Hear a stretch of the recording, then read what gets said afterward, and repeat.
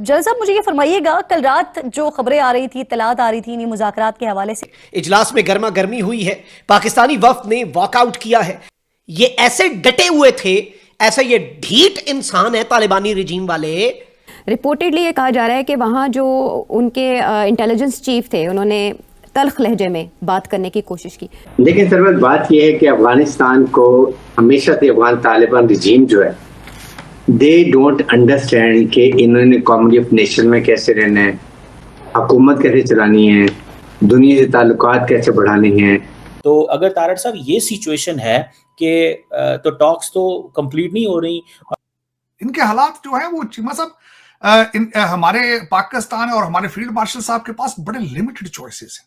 ये इंपॉर्टेंट नुक्ता समझें कि इनके इन मुज़ाकरात के अंदर जो हरकतें हैं ना और इनकी बातें हैं, उससे साफ लग रहा है कि ये किसी और एजेंडे पर है। वो एजेंडा क्या है? और वो है भारत की वो अपनी स्ट्रेटेजिक डेप्थ की कोशिश अफगानिस्तान के अंदर। इससे पहले तालिबान की हुकूमत से पहले वाली हुकूमत के साथ भी इंडिया अच्छा खासा कोलैबोरेट करता था। फितनतुल हिंदुस्तान वाली सिचुएशन तब भी मौजूद थी।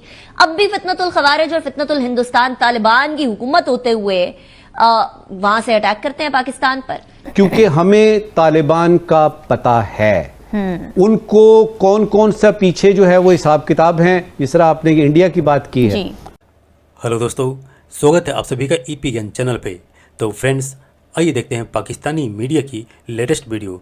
तो इस समय अफगानिस्तान और पाकिस्तान के बीच जो बातचीत चल रही थी, उसके रिलेटेड जो खबर निकल के आ रही है पाकिस्तानी मीडिया से, उससे तो यही पता लगता है कि पाकिस्तान को अब जाकर के सही लोगों से पाला पड़ा है। क्योंकि आपको पता है कि पाकिस्तान और भारत के बीच भी कई बार बातचीत हो चुकी है, जिसमें हर बार पाकिस्तान ने अपने धूर्त भरी बातों से भारत को फंसाया और हर बार भारत के पीठ में छुरा भोंका। लेकिन ये अफगानिस्तान तालिबान है, जिससे इस समय पाकिस्तानी टीम बात कर रहा था तुर्की के अंदर। और ये अफगानिस्तान तालिबान जानते हैं कि ये पाकिस्तानी किस माइंडसेट के हैं और किस तरह से धोखा देने में माहिर हैं। यही वजह है कि इस समय जो तुर्की के अंदर वार्ता चल रही थी, उसमें अफगानिस्तान तालिबान ने बातचीत करने गए पाकिस्तानी टीम की एक न चलने दी, जिसके बाद बताया जा रहा है कि दोनों के बीच में काफ़ी गर्मा गर्मी हुई और अंततः पाकिस्तानी टीम वार्ता छोड़ के भाग पड़ी।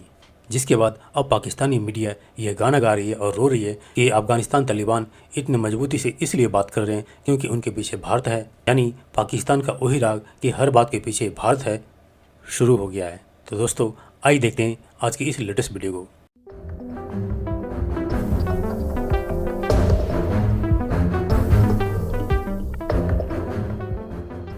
नाज़रीन किराम, पाकिस्तान और अफगान तालिबान के दरमियान इस्तांबुल में होने वाले मुज़ाकरात 30 घंटे सिर्फ और सिर्फ मुज़ाकरात जारी रहे। ऑन दी फर्स्ट डे 19 घंटे और दूसरे दिन 11 घंटे इजलास में गर्मा गर्मी हुई है। पाकिस्तानी वफ्द ने वॉकआउट किया है। वो खबर जो इस वक्त कहीं पर रिपोर्ट नहीं हो रही, ये सारी की सारी इनसाइड डिटेल्स और पाकिस्तान का मौक़िफ़ क्या है जो इस वक्त मुज़ाकरात हुए हैं इन इस्तांबुल, उसके हवाले से, और तालिबान इस वक्त किस एजेंडे पर हैं। और जो पाकिस्तान के वज़ीर दिफा ने बात कही थी कि अगर मुज़ाकरात नाकाम हुए तो खुली जंग होगी। तो अब आप अपने जहन में एक खुली जंग को इमेजिन करना शुरू कर दें। सारी डिटेल्स एक एक करके डिस्कस करते हैं। नाज़रीन किराम, पाकिस्तान और तालिबानी रिजीम के दरमियान जो पहले दिन मुज़ाकरात हुए 19 घंटे तक जारी रहे। यहां तक कि आप देखें कि पाकिस्तान ने जो एक रिटन फ्रेमवर्क उन्हें दिया, तालिबानी रिजीम ने उसका रिप्लाई रात के 2 बजे किया और पाकिस्तान ने उस पर काम करके जवाब जो है वो सुबह 6 बजे दिया। तो इस तरह से ये राउंड द क्लॉक मुज़ाकरात चले और फिर ऑन दी सेकंड डे यानी गुज़श्ता रोज 11 घंटे तक ये मुज़ाकरात चले। पाकिस्तान ने तालिबान को दहशतगर्दी की रोकथाम के लिए एक जामे प्लान दिया है, लेकिन इस सब के ऊपर तालिबानी रिजीम जो है, नाज़रीन किराम, अपेरेंटली ये लग रहा था कि तालिबानी रिजीम इस पर रिलक्टेंट है। अब सिक्योरिटी ज़राए पाकिस्तान के क्या कह रहे हैं? अब ये बहुत इंपॉर्टेंट पार्ट है जो पाकिस्तान की आला तरीन सिक्योरिटी एस्टैब्लिशमेंट ने अपना मौक़िफ़ दिया है। नजर आ रहा है कि अफगान तालिबान किसी और एजेंडे पर चल रहे हैं। यह एजेंडा अफगानिस्तान, पाकिस्तान और खित्ते के इस्तेहकाम के मफाद पर नहीं है। यह इंपॉर्टेंट नुक्ता समझें कि इनके इन मुज़ाकरात के अंदर जो हरकतें हैं ना और इनकी बातें हैं, उससे साफ लग रहा है कि ये किसी और एजेंडे पर है। वो एजेंडा क्या है? वो भारत का एजेंडा है। और इस सब के अंदर नाज़रीन इकराम, मैं आपको ये बताऊं कि कोई ब्रेक थ्रू जो है वो पाकिस्तान अफगानिस्तान इस्तांबुल टॉक्स में नहीं हुआ।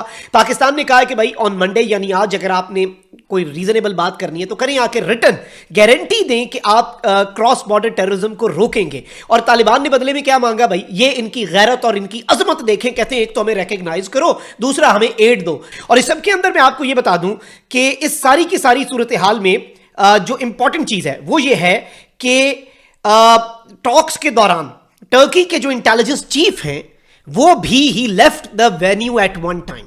मतलब इनकी हठधर्मी इतनी थी, ये ऐसे डटे हुए थे, ऐसा ये ढीठ इंसान है तालिबानी रिजीम वाले, और इतनी बेतुकी और इलॉजिकल इनकी बातें हैं कि टर्की के intelligence chief as per our sources he left the venue at one time कि भाई ये क्या दीवार में टकरे मारने के मुतरादिफ है।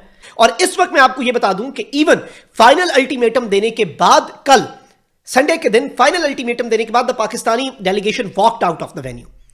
और अब ये तालिबानी रिजीम के रिप्रेजेंटेटिव्स पर है कि वो गुडविल दिखाएं और मीनिंगफुल स्टेप्स करें, तब जो निगोशिएशंस हैं वो रेस्क्यू होंगी, वरना यहां पर मामला रुक जाएगा। हो गए हैं। सुनने में ये आ रहा है कि जो अफगान तालिबान हैं वो इस बात पे रेडी नहीं है कि वो लिख के दें पाकिस्तान को कि अफगानिस्तान जो है वो उसकी सरजमीन इस्तेमाल नहीं होगी पाकिस्तान के खिलाफ।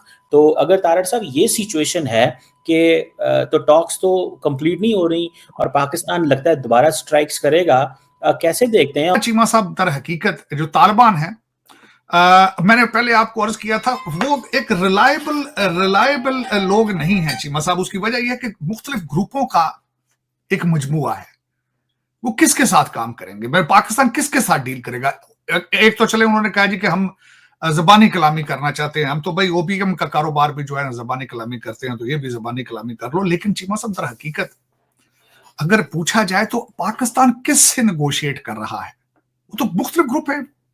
एक ग्रुप आपके साथ साइन करके चला भी जाता है तो उसका कोई माने नहीं है, दूसरा ग्रुप उसको कहेगा हम तो इसको रिकॉग्नाइज नहीं करते।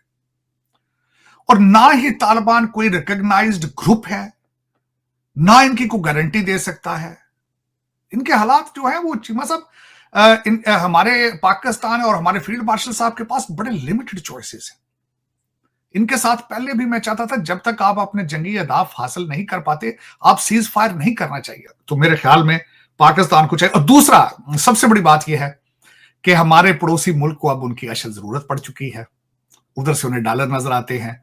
वो जो 9 घंटे की उन्होंने जब नेगोशिएट किया होगा तो 10वें घंटे से कॉल एक आई होगी तो उन्होंने कहा भाई डॉलर तैयार है, आपके डॉलर पहुंचने वाले हैं, आप प्लीज, आपको दोहा में डॉलर चाहिए, दुबई में चाहिए, या कहां डॉलर भेजें अभी आपको। तो वो डॉलर उनके पहुंच जाने हैं, उनको करने की क्या जरूरत है। जब रेट अच्छा लग रहा हो तो हमारे पठान भाईजान तो फौरन बिक जाते हैं ना, आपको पता ही है। आपको पाकिस्तान में इस वक्त इतने मीम बन रहे हैं कि 10,000 का कारपेट होता है बेचने के लिए तो वो 150 रुपए का दे के चले जाते हैं। तो दर हकीकत इस वक्त उनका भारत बहुत अच्छा रेट लगा रहा है और मेरे ख्याल में वो इसीलिए आपके साथ वो नेगोशिएट भी नहीं करेंगे।